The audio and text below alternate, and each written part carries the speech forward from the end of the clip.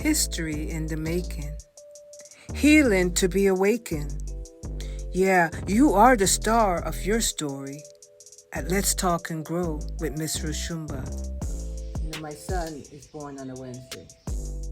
Seen and felt because they are the largest group. And so my we got your back. No, we're not perfect. So now you know it's time to grow at Let's Talk and Grow with Miss Roshumba. Let the healing begin. Welcome back to part 3 3 of Let's Talk and Grow with Miss Roshumba. And I have Miss Jeleana.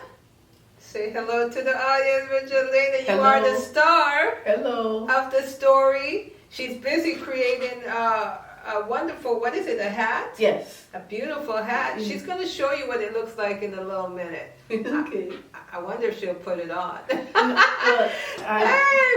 it's very pretty. Very pretty. I was asked if I could create a hat like this.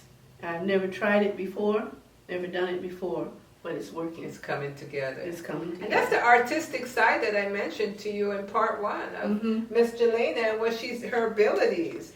But we're going to jump right in where we left off because I know you all are very curious where the story is taking us. And, you know, she's ended in the last session of part 2 talking about the relationship between mom and dad as they worked out their, I would say, generational challenges, you know, in front of their 3 children, Jeleana being the oldest, and she has a sister and a brother after her. And so the abuse that started to affect her has now begun.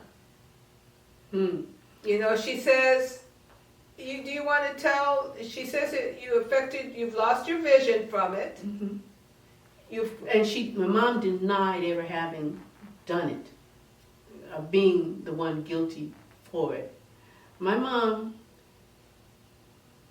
didn't have the ability to say, I'm sorry. She did not have the ability to accept her responsibility in whatever occurred. It was always the fault of another person. Of someone else. Yes. Okay. And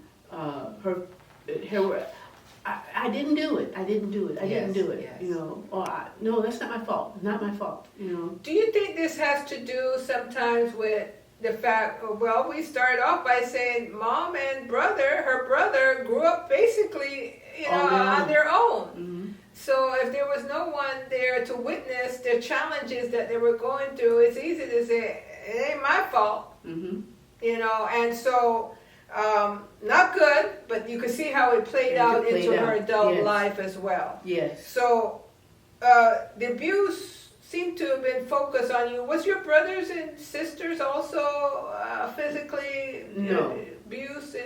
I think as I look at it, I am my father.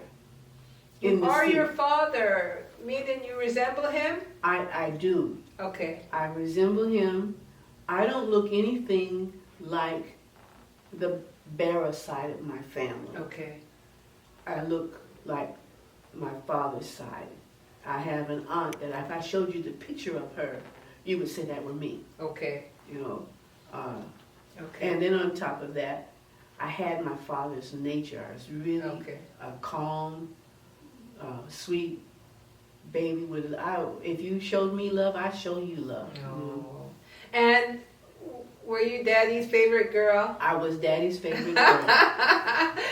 You know, and I just wanted to amplify that a little bit because you see some of the challenges that happens in a lot of the families, you know, that's out there raising their kids right now is based on whatever trauma they got in their childhood. If their children come out looking like resembling one of their parents, whether they like them or dislike them, it seems like the children bears the consequences of that. When I went to see my aunt when I was in my early 50s, and I just asked her that question. I said, can you tell me why my mother would beat on me and hit me and do the things that she did the way she did it. She said, because every time, she said, I loved your mom. We were very close, and they were. She said, but every time she'd see you, after wanting to see your dad, you were him, and she took out her frustration on you. Wow. You know. Now, this was the aunt on your father's side. Mm-hmm. So I was going to say, what role did they play in protecting or standing up for you during those times, your patriarchal side of the family, your father's side? My mom knew that she was about to get her butt whipped. By aunties on daddy's side? Yeah. And when my parents separated,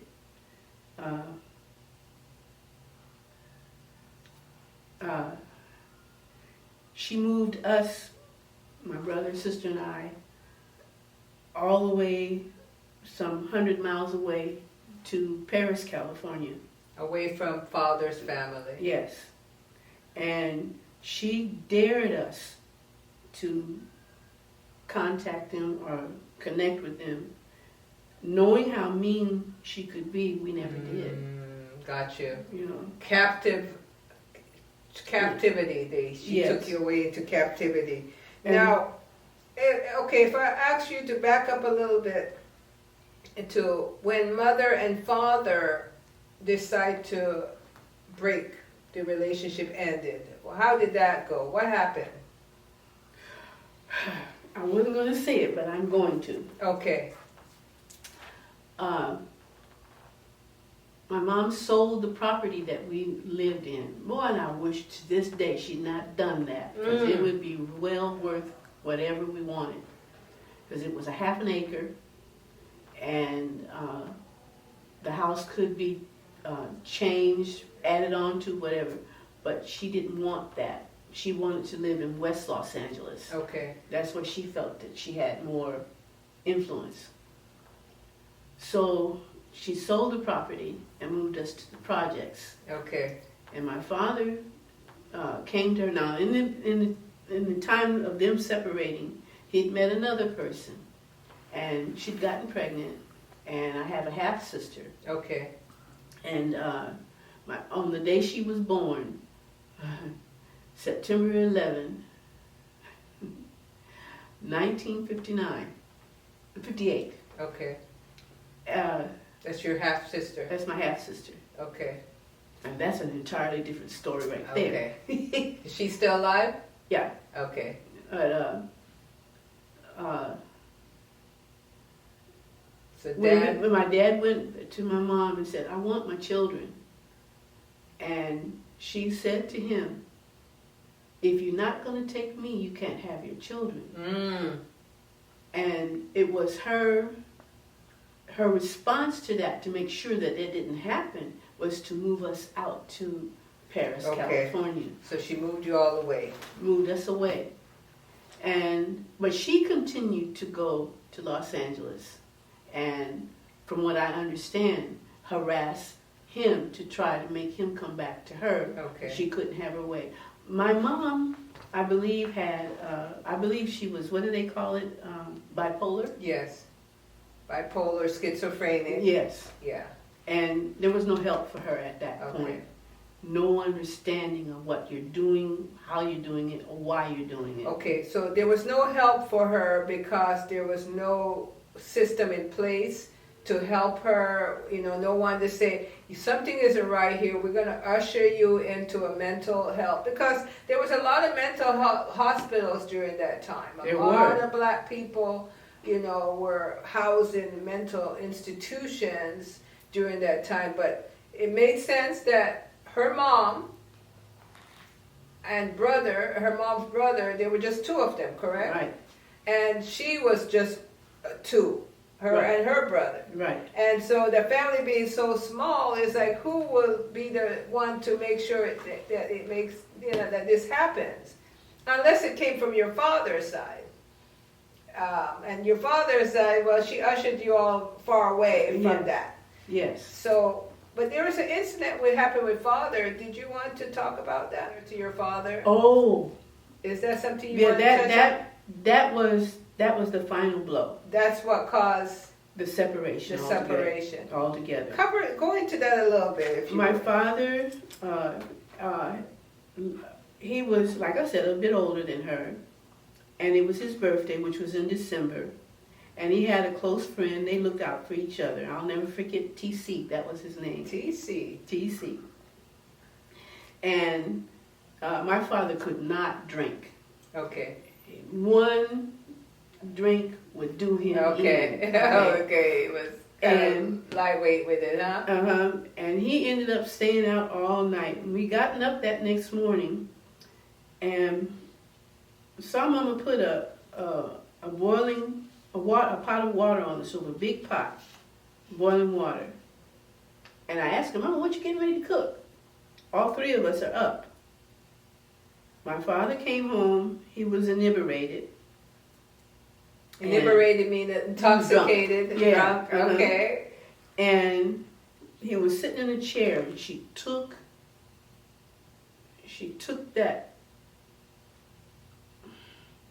that pot of boiling water and poured it on him, threw it on him, Facing him and threw it on him, not from behind. not from behind. He was scarred from here all the way down his chest. I saw that scar when my father was close to 80. And he still bore the marks of that.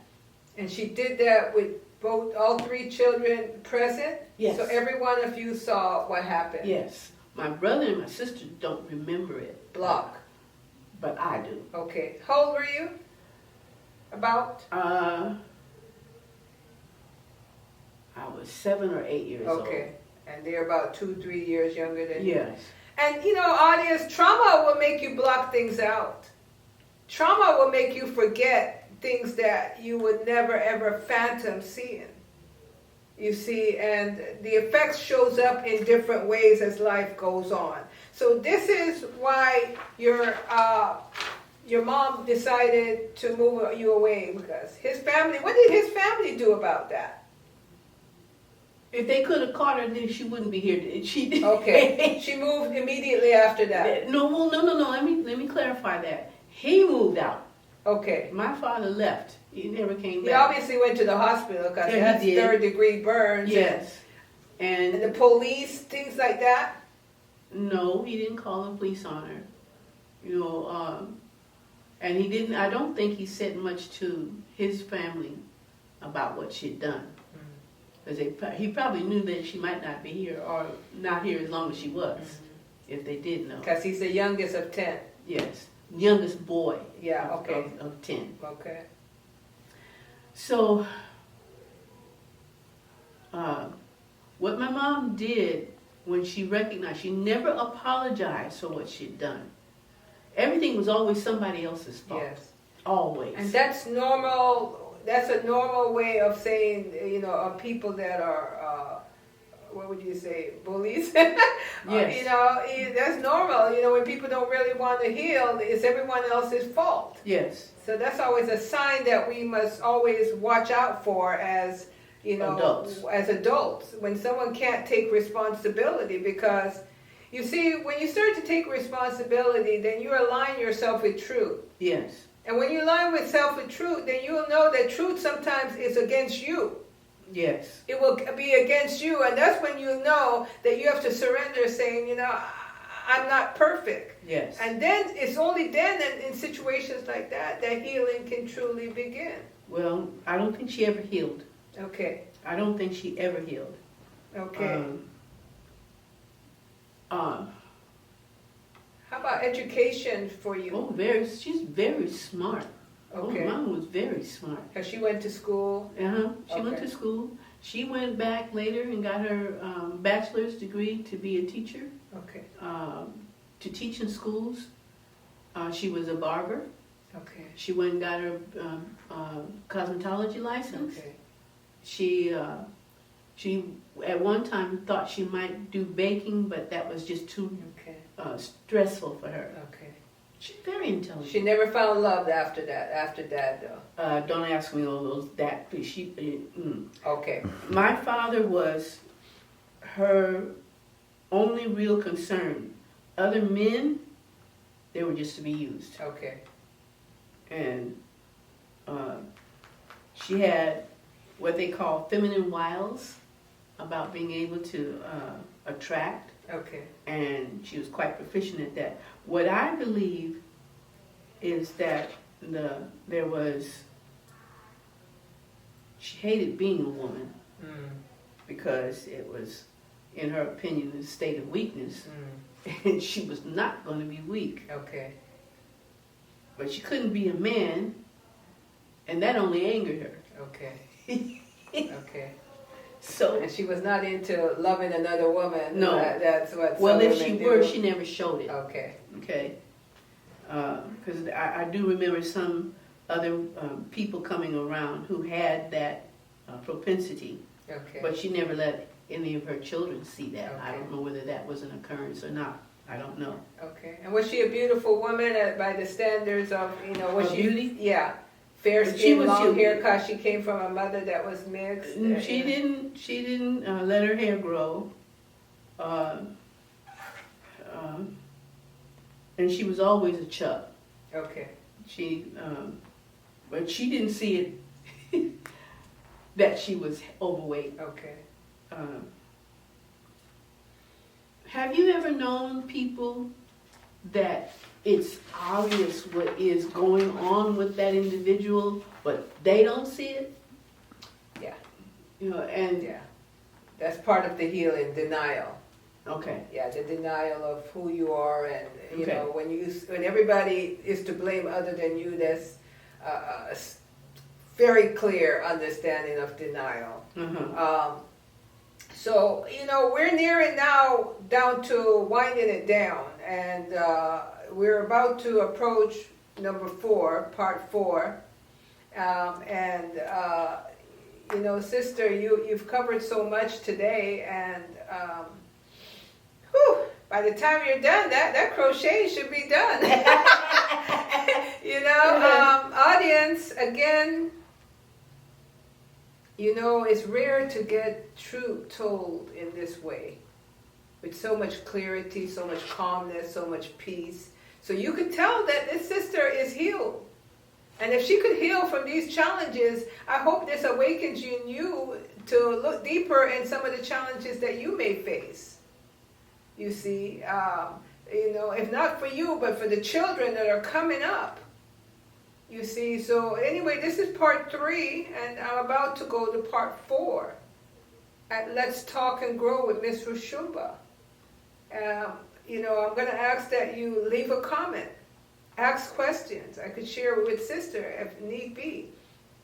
Ask questions, I'm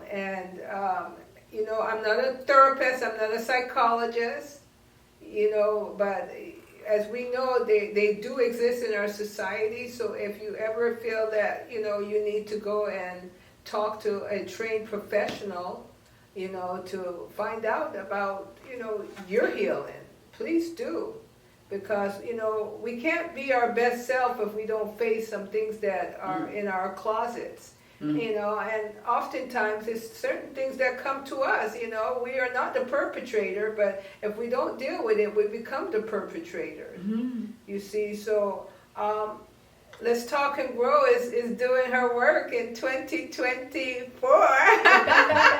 Hey, feeling it, asking the universe to support what I'm doing, so please, again, catch us on part 4, the final part. okay. So now you know it's time to grow at Let's Talk and Grow with Miss Roshumba. Let the healing begin.